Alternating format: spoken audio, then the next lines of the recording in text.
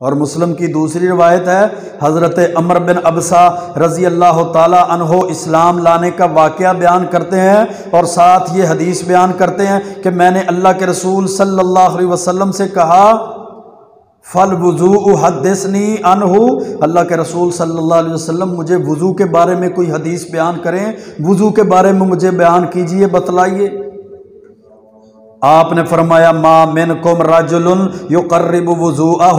فیمزمز ویستنشق فینصر الا خرت خطایا وجہہ وفیہ وخیاشیمہ، کہ اے عمر بن ابسہ جب بھی کوئی آدمی وضو کرتا ہے نا، وضو وہ منہ میں پانی ڈالتا ہے، کلی کرتا ہے، ناک میں پانی ڈالتا ہے، ناک صاف کرتا ہے، الا خرت خطایا وجہہ، اللہ اس کے منہ کے، اللہ اس کے نتنوں کے، اللہ اس کے چہرے کے گناہوں کو معاف کر دیتا۔ پھر اللہ کے محبوب پیغمبر علیہ السلام نے فرمایا ثم اذا غسل وجہہ کما امرہ اللہ، پھر وضو کے اندر وہ اپنا چہرہ دھوتا ہے جیسے اللہ نے اس کو حکم دی، جیسے اللہ رب العزت نے اس کو وضو کا چہرے کے دھونے کا حکم دیا، فاغسلوا وجوہکم وایدیکم الی المرافق وامسحوا برؤوسکم وارجلکم الی الکعبین، جیسے اللہ نے اس کو حکم دیا نا چہرہ دھونے کا، ویسے چہرہ دھوتا ہے، ویسے وضو کرتا ہے جیسے اللہ کے رسول صلی اللہ علیہ وسلم نے وضو کیا ہے اور وضو کا طریقہ بتلایا ہے اور صحابہ کرام کو وضو کا طریقہ سکھلایا ہے۔ وہ اپنی طرف سے اس میں کمی بیشی نہیں کرتا، اپنی طرف سے اس وضو کے اندر اضافہ نہیں کرتا، اپنی طرف سے کسی چیز کو اس وضو کے اندر شامل نہیں کرتا، بلکہ اللہ کے رسول علیہ الصلوۃ والسلام نے جس طرح چہرہ دھویا وضو کے اندر ویسے ہی چہرہ دھوتا ہے۔ تو آپ کلی کرنے کے بعد ناک میں پانی ڈالنے، ناک میں پانی ڈالنے اور صفائی کرنے کے بعد سیدھا ڈائریکٹ چہرہ دھوتے تھے، اس طرح انگلیوں کو چوم کے آنکھوں پہ نہیں لگاتے تھے، نہ اس چہرے کے دھوتے ہوئے کلمہ شہادت اور لا الہ الا اللہ پڑھتے تھے، بلکہ یہ سیدھا سادہ وضو جو اللہ کے رسول علیہ الصلوۃ والسلام نے صحابہ کرام کو سکھایا، اذا غسل وجہہ کما امرہ اللہ، ایسے وضو کرتا ہے جیسے اللہ نے اس کو وضو کرنے کا حکم دیا ہے، الا خرت خطایا وجہہ من اطراف لحیتہ مع الماء، اللہ کے محبوب پیغمبر علیہ السلام نے فرمایا جب وہ چہرہ دھوئے گا نا، اس کی داڑھی کے ذریعے سے پانی کے قطرے نیچے گرتے ہیں، اللہ ان قطروں کے ساتھ اس کے چہرے کے سارے گناہوں کو معاف کر دیتے ہیں،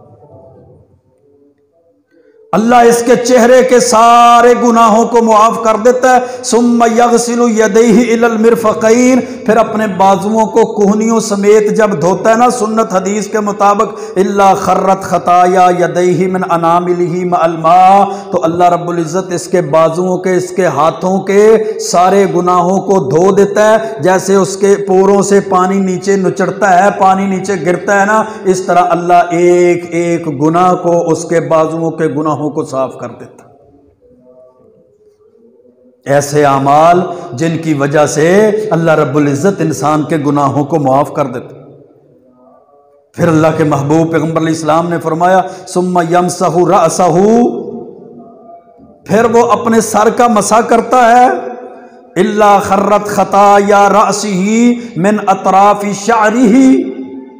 جب وہ سر کا مسح کرتا ہے اللہ رب العزت اس کے بالوں کے ذریعے سے، بالوں کے کناروں سے اللہ اس کے سر کے سارے گناہوں کو معاف کر دیتا۔ ثم یغسل قدمیہ الی الکعبین، پھر وہ اپنے پاؤں دھوتا ہے، اپنے ٹخنوں سمیت جب پاؤں کو دھوتا ہے تو اللہ کے محبوب پیغمبر فرماتے ہیں الا خرت خطایا رجلیہ، اللہ رب العزت اس کے پاؤں والے گناہ بھی معاف کر دیتے ہیں، من اناملہ مع الماء، پاؤں کی انگلیوں کے پوروں سے اللہ گناہوں کو نکال دیتے ہیں وضو کے پانی کے ذریعے۔ اب وہ وضو کر کے مکمل وضو کر لیتا ہے، فَإِنْ هُوَ قَامَ فَصَلَّى فَحَمِدَ اللَّهَ، اب وضو کرنے کے بعد وہ کھڑا ہوتا ہے، اللہ کی حمد و ثنا بیان کرتا ہے، یعنی نماز پڑھتا ہے، نفل پڑھتا ہے، وَأَثْنَى عَلَيْهِ وَمَجَّدَهُ بِالَّذِي هُوَ لَهُ أَهْلٌ، اللہ کی وہ حمد و ثنا بیان کرتا ہے جو اللہ جس حمد و ثنا کے لائق ہے، وَفَرَّغَ قَلْبُهُ لِلَّهِ، اور نماز اس حالت میں پڑھتا ہے کہ اس کا دل صرف اللہ کی محبت کے لیے، اللہ کے لیے اخلاص کے ساتھ خالی ہے، اس دل کے اندر کوئی وسوسے نہیں ہے، وہ دل کا ملان کسی اور طرف نہیں ہے، وہ شیطانی راہوں کی طرف اس کا دل نہیں ہے۔ وَفَرَّغَ قَلْبُهُ إِلَى اللَّهِ، اپنے فارغ دل کے ساتھ، خالی دل کے ساتھ، اخلاص کے ساتھ، صرف اللہ کی رضا کے لیے جب وہ نفل پڑھتا ہے نا، نماز پڑھتا ہے، إِلَّا انصَرَفَ مِنْ خَطِيَّتِهِ كَهَيْئَتِهِ يَوْمَ وَلَدَتْهُ أُمُّهُ، صحیح مسلم کی حدیث ہے، اللہ کے رسول صلی اللہ علیہ وسلم نے فرمایا اس کے اس وضو کی وجہ سے، پھر اس کے ان نفلوں اور نماز کی وجہ سے اللہ تعالیٰ گناہوں سے اس کو اس طرح صاف کر دیتا ہے جیسے ماں کے پیٹ سے پیدا ہونے والا بچہ گناہوں سے صاف ہوتا۔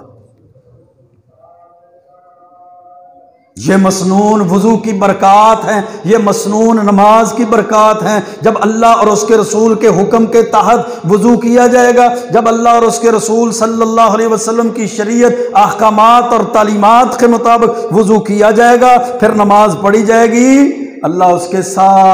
کے سارے صغیرہ گناہوں کو معاف کر دیتا ہے۔